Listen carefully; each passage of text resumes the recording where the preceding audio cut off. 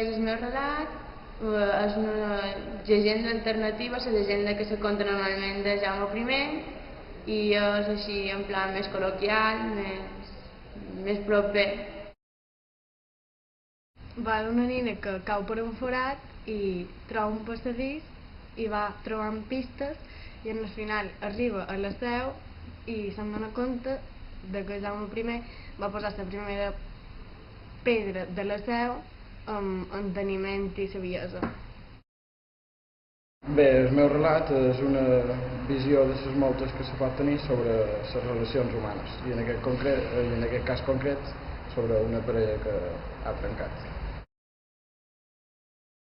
És un relat que intenta explicar justament la part contrària del que mai se conta, com que la història sempre la conten aquells que han guanyat i doncs senzillament una mica l'altre costat. La meva història és una història actual que va sobre l'assassinat i misteris d'estàtua del rei Jaume I. El meu relat tracta d'en Ferran i en Jaume, que aconsegueixen reconquerir Mallorca, els musulmans, formant un exèrcit.